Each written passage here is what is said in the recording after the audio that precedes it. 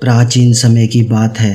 एक समुंदर के किनारे एक गुरु अपना आश्रम बनाकर रहा करते थे। हजारों शिष्य उनसे ज्ञान ग्रहण करने के लिए दूर दूर से उनके पास आकर रहते थे। गुरु का ज्ञान देने का तरीका भी बड़ा ही अनूठा था। शुरुआत में वो अपने शिष्यों को उपदेशों के माध्यम से ज्ञान देते थे। उसके बाद वो अपने शिष्यों को उस ज्ञान का अनुसरण करने के लिए कहते थे। उस ज्ञान को अपने वैवाहिक जीवन में उतारने को कहते थे। एक बार उस आश्रम में एक सम्राट अपने बेटे को लेकर पहुंचा। उस सम्राट ने उस गुरु से प्रार्थना की कि आप मेरे बेटे को अपने आश्रम में रहने दें और अपने तरीके से उसे ज्ञान दें। उसे इस आश्रम में बिल्कुल भी ऐसा नहीं लगना चाहिए कि वो किसी सम्राट का बेटा है। उसे बिल्कुल साधारण शिष्यों की तरह ही ज्ञान देने की कृपा करें। गुरु ने मुस्कुराते हुए कहा कि सम्राट, ज्ञान इसी तरीके से लिया जा सकता है। अगर तुम अपने आप को दूसरों से बड़ा समझोगे तो तुम ज्ञान ग्रहण नहीं कर पाओगे। अगर तुम्हें ज्ञान ग्रहण करना है तो तुम्हें दूसरों की तरह अपने आप को साधारण समझना होगा। यही ज्ञान ग्रहण करने की सबसे पहली सीढ़ी होती है।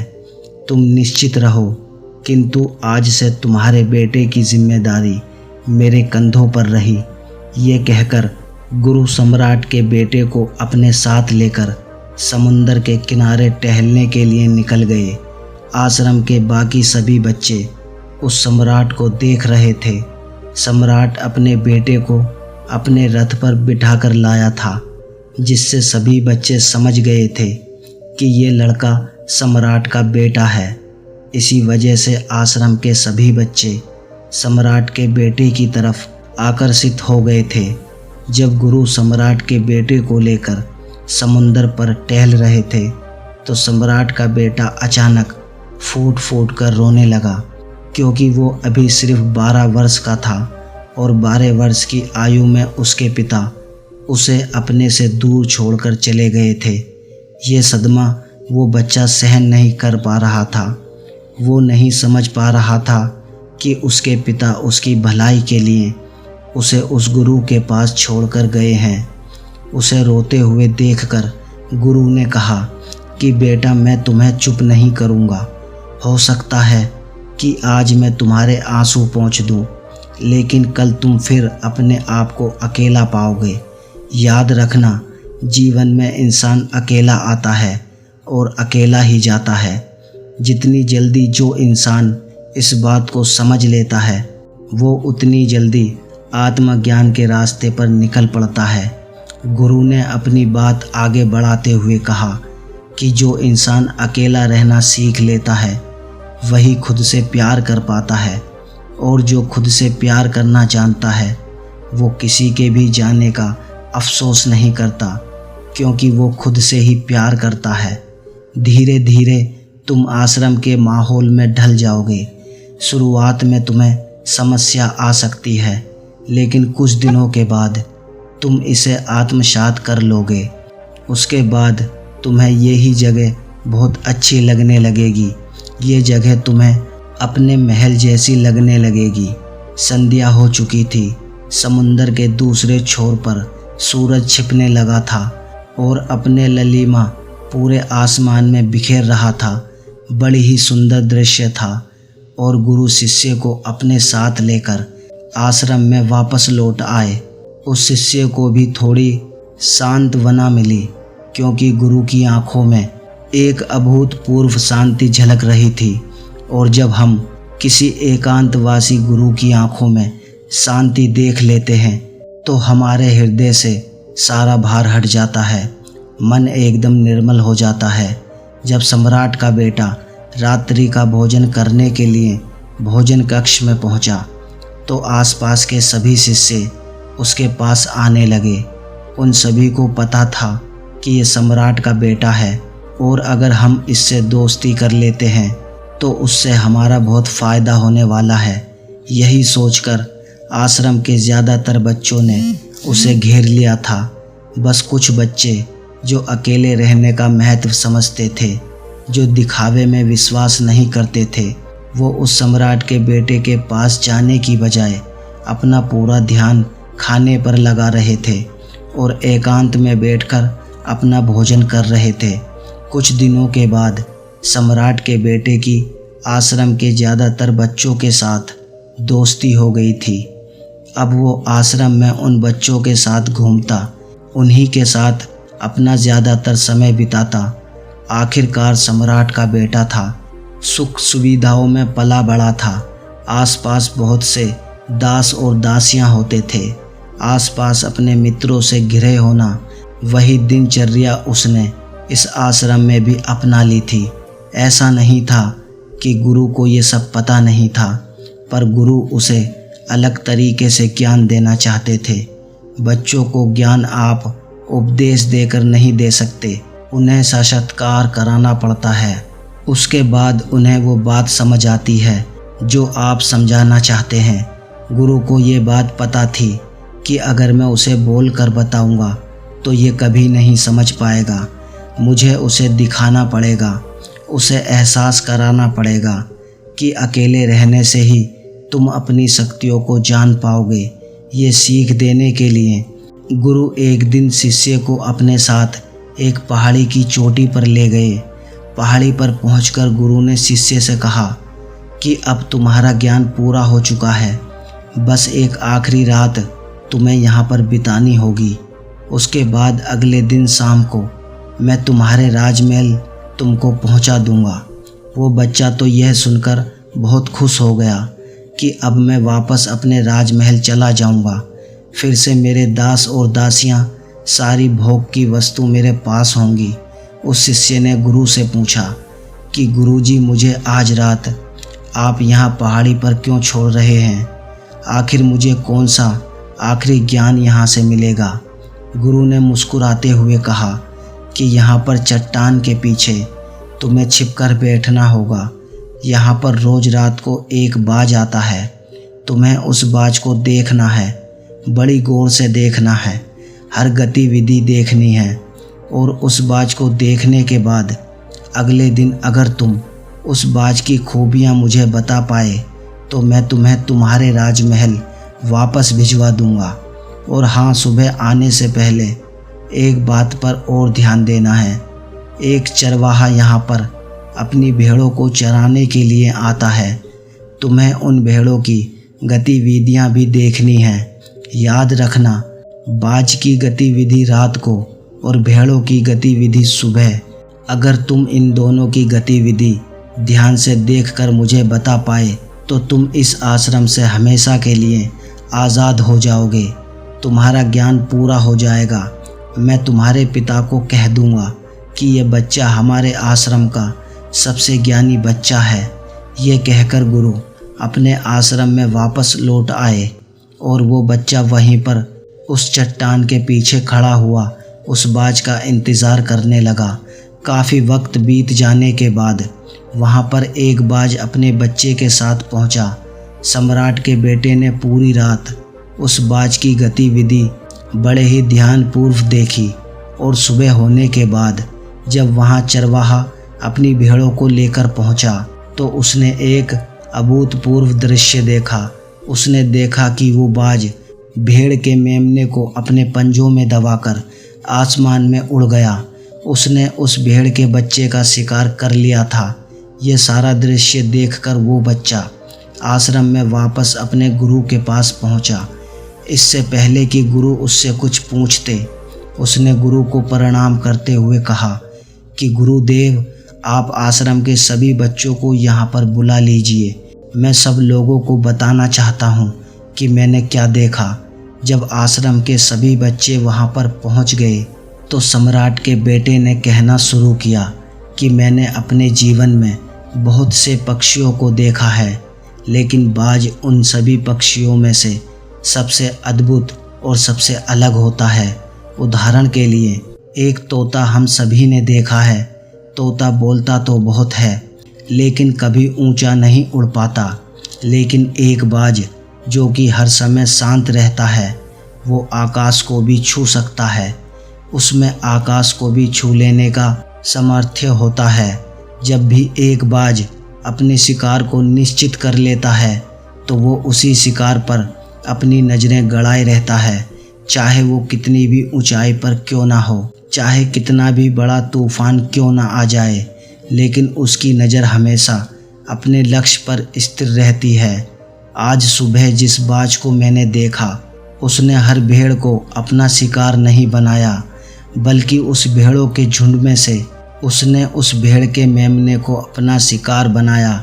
उस बाज की तरह हमें भी अपना ध्यान अपने एक ही लक्ष्य पर स्थिर रखना चाहिए, चाहे कितनी भी अड़चनें क्यों ना आएं।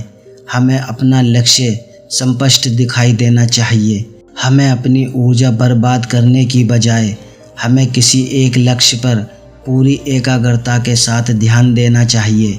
तीसरी बात जो मैंने उस बाज से सीखी और जो हम सभी को सीखनी चाहिए वो है ये कि बाज कभी भी दूसरे पक्षी के साथ नहीं उड़ता, वो हमेशा आकाश में अकेला होता है। इससे हमें ये सीख लेनी चाहिए कि हमें कभी भी छोटी सोच वाले लोगों के साथ नहीं रहना चाहिए। आखिरकार हम भी वही बन जाते हैं जिनके साथ हम रहते हैं। इसलिए या तो बड़ी सोच वालों के साथ रहो या फिर अकेले रहो, क्योंकि जब हम अकेले रहते हैं तभी हम खुद की ताकत और खुद की कमज़ोरियों को जान पाते हैं। कमज़ोरियों को जानकर उनको दूर कर सकते हैं और अपनी ताकत को जानकर उसका सही इस्तेमाल कर सकते हैं। लेकिन वो तभी संभव होगा जब हम अकेले रहना सीखेंगे। चौथी सीख जो हमें एक बाज से लेनी चाहिए कि एक बाज हमेशा अपनी सीमाओं से ऊपर उठकर उड़ता है। जब तूफान आता है तो ही पंछी अपने घोंसले की तरफ भागता है, खुद को छुपाने की जगह ढूंढता है। लेकिन बाज ऐसा कुछ भी नहीं करता। वो खुद की सीमाओं को तोड़कर बादलों से भी ऊपर उड़ने का प्रयास करता है। हवाएं उसे थप्पड़ें मारती हैं, पंख उसके भारी हो जाते हैं, पानी और धूल की वजह से उसे कुछ दिखाई नहीं देता, लेकिन फिर भी आसमान की तरफ उड़ता रहता है और अंततः बादलों से भी ऊपर निकल जाता है और वहाँ तब तक उड़ता रहता है जब तक मौसम ठीक नहीं हो जाता। अपनी सीमाओं को सिर्फ इसलिए तोड़ पाता है क्योंकि वो समस्याओं के आने पर उनसे घबराता नहीं है, उनसे डरकर बचने का प्रयास नहीं करता, बल्कि एक सकारात्मक नज़रिए के साथ उसका सामना करता है। जीवन में चाहे कितनी भी अड़चनें क्यों ना आए, हमें उन अड़चनों से लड़ना चाहिए, ना कि उनसे डरकर कहीं छिपकर बैठना चाहिए। बहादुर तो वो लोग होते हैं जो तूफ़ानों से टकरा जाते हैं। कायर तो अपने घर में, अपने घोंसले में अपनी जगह ढूंढकर बैठ जाते हैं। पांचवी बात जो हमें एक बाज से सीखनी चाहिए कि बाज कभी भी अपने घोंसले में घास के कोमल तिनके नहीं रखता। जो तिनके कोमल हो जाते हैं वो उन्हें निकालकर फेंकता रहता है। उसी तरह चाहे कितनी भी आरामदायक ज़िंदगी आपको मिली हो, लेकिन उस आराम से ऊपर उठकर अपने आलस्य को तोड़कर जीवन में मेहनत करते रहना चाहिए। जीवन में पसीना बहाना चाहिए, शारीरिक मेहनत करनी चाहिए। अपने घोंसले से कोमल तिनके उठाकर फेंक दो और आज ही अपने आलस्य को तोड़कर निकल पड़ो। हर दिन अपने आप को चुनौतियाँ दो, हर दिन मुश्किलों से लड़ो, क्योंकि वही मुश्किलें तुम्हें मजबूत बनाएंगी। जंगल के राजा शेर को भी झुंड बनाकर शिकार करते हुए देखा जा सकता है, लेकिन बाज हमेशा अकेला ही शिकार करता है, क्योंकि वो जानता है कि भीड़ हौसला तो देती है मगर साहस छीन लेती है। आदमी को हमेशा अकेले ही आगे बढ़ना होता है। यही कारण होता है कि वो जल, थल और नभ सभी जगहों पर अपने शिकार का परचम लहरा सकता है। बाज की उम्र लगभग 70 साल की होती है, लेकिन 40 साल में ही उसका शरीर बूढ़ा हो जाता है। नाखून उसके पैरों में धंसने लगते हैं, पंख उसके शरीर में चिपक जाते हैं, उसकी चोंच मुड़ जाती है, उसका शरीर भारी हो जाता है। ऐसी स्थिति में शिकार करना तो क्या, उड़ने की भी हालत नहीं रहती उसकी। ऐसे में उसके पास सिर्फ 2 ही विकल्प होते हैं, पहला, या तो वो खुद की इस अवस्था को स्वीकार कर ले और भूखा प्यासा मर जाए, या किसी दूसरे जानवरों का शिकार बन जाए। और दूसरा विकल्प ये होता है कि और 6 महीने तक एक बहुत ही दर्दनाक प्रक्रिया से गुजरे और खुद को फिर से पहले जैसा मजबूत बना ले। लेकिन बाज तो बाज है, वो दूसरा विकल्प चुनता है। इसके लिए वो खुद को एक बहुत ही ऊंचे पहाड़ पर ले जाता है, जहां वो पहले अपनी चोंच से अपने सारे पंख खींच खींच कर उखाड़ देता है और फिर चट्टान पर पैर मार मार कर अपने पंजे तोड़ देता है। इसके बाद उसी चट्टान पर अपनी चोंच को पटक पटक कर तोड़ देता है और इस लहूलुहान अवस्था में खुद को दूसरे जानवरों से छुपाता है। फिर अगले 6 महीने तक वह इसी दर्दनाक प्रक्रिया से गुजरता है और इंतजार करता है नई चोंच, नई पंख और नए पंजों का। तब फिर वो अपनी नई जिंदगी शुरू करता है और निकल पड़ता है अपने शिकार पर और अगले 30 सालों तक फिर से राज करता है। इसलिए समय आने पर हमें भी अपनी पुरानी आदतों को छोड़ना पड़ता है और कुछ नया सीखना पड़ता है।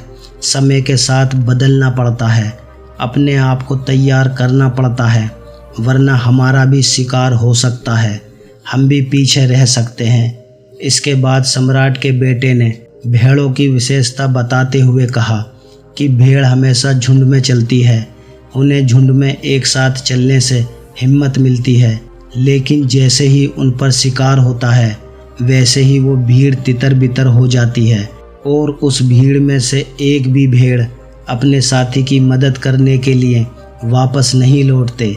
इससे हमें ये सीख मिलती है कि हमारे साथ कितने भी लोग खड़े हों, किसी पर भी यकीन नहीं करना।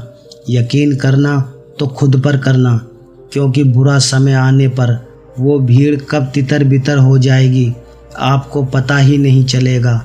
गुरु को प्रणाम करते हुए सम्राट के बेटे ने अपने गुरु से कहा कि गुरुदेव, अगर मुझसे कोई सीख रह गई हो तो कृपा करके आप बताने की कृपा करें। गुरु ने सभी बच्चों को संबोधित करते हुए कहा कि ये सभी बातें जो अभी इस बच्चे ने बताई हैं सब सही हैं, लेकिन ये सारी खूबियाँ आप लोगों में तभी पैदा हो पाएंगी जब आप अकेले रहने का प्रयास करेंगे। आपने देखा होगा कि बाज कभी भी किसी दूसरे पक्षी के साथ नहीं रहता, ना ही किसी के साथ अपनी जोड़ी बनाता। वो आसमान में अकेला उड़ता है और अकेला उड़ने की वजह से वो अपनी ताकत और अपनी कमज़ोरियों को जान पाता है। इसके बाद गुरु ने अपनी बात ख़त्म करते हुए कहा कि मैं आज रात इस सम्राट के बेटे को इसके राजमहल में छोड़ने के लिए जा रहा हूँ, क्योंकि इसकी सीख यहाँ पर पूरी हो गई है। और यह कहकर गुरु उस सम्राट के बेटे का हाथ पकड़कर राजमहल की तरफ रवाना हो गए और बाकी के सभी बच्चे उन्हें पीछे से जाते हुए देखते रहे। तो दोस्तों, कैसी लगी ये कहानी आपको कमेंट सेक्शन में ज़रूर बताना, और अच्छी लगी हो तो इस चैनल को सब्सक्राइब करके नोटिफिकेशन को ज़रूर प्रेस कर देना। तो मिलते हैं अगली कहानी में, तब तक के लिए आप अपना ख्याल रखिए। धन्यवाद।